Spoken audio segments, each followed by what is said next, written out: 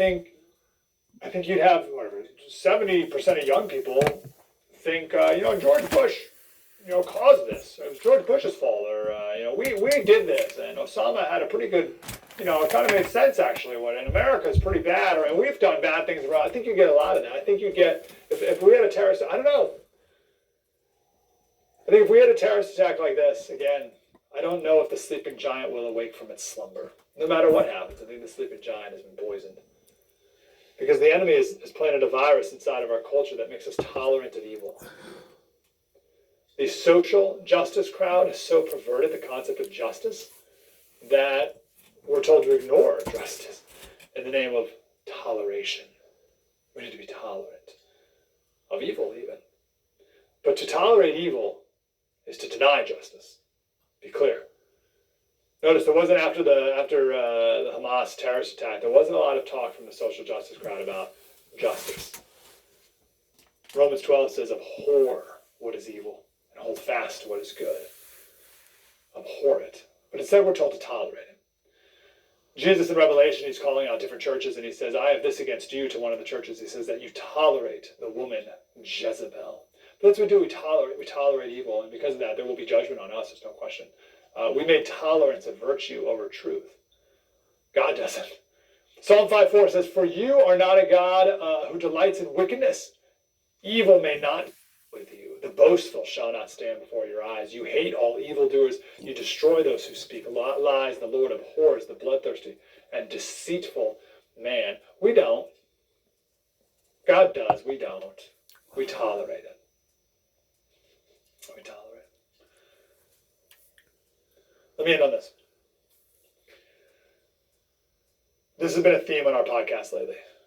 That God is always in control. Because we need that peace. We need that peace of knowing that. Things seem chaotic and out of control, but we need to know that God is always in control. So this scene in Acts 3. So Peter just rebuked the Jewish people. Right? I was like, hey, you killed Jesus. Right? And then he says, I know that you acted in ignorance, as did also your rulers.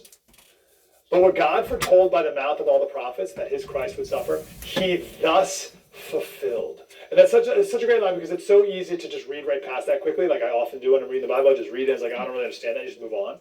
But the word thus, he thus fulfilled. What does that mean? He says, you acted in ignorance, right? You Jews, you acted in ignorance. Your rulers acted in ignorance, right? But through your ignorance, God's will was fulfilled.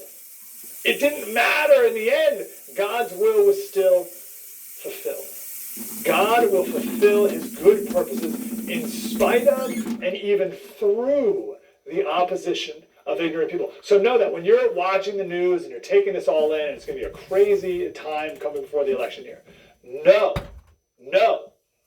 that God will fulfill his good purpose in spite of and through the opposition of ignorant people.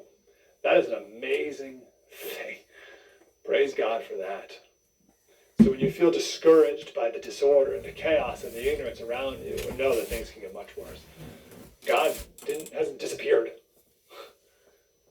Peter said, you ignorant people, your rulers are in it, but it didn't matter. God fulfilled his purpose anyway through those ignorant people. I can actually validate what he's talking about in regards towards how many people went up against the Windmill Ministries missions for the past 30 plus years in my teachings, putting things out to various churches all over the area, including places up in Washington, D.C., New York, Pennsylvania, West Virginia, Kentucky, etc., and even Oklahoma, other places. But I can validate what he's talking about, that even though they done what they done, there's still room to correct what they done, to put us back on the straight and narrow path that God intended for us to be on to begin with.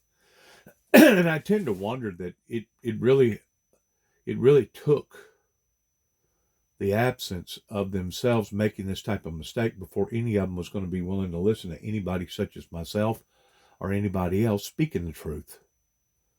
Because, 5 years ago, they was actually moving in a direction towards wanting to prosecute people putting out lascivity scenes in the winter in the wintertime pertaining to Christmas with Jesus and Mary and the three wise men. We was sliding in a direction that was of doom. And now, since COVID has hit, since all the other stuff has hit, which yes, has been bad, but we're just now starting to open up our eyes towards understanding, you know what? We have made mistakes. We do need to turn this around. Maybe there is hope for improvement.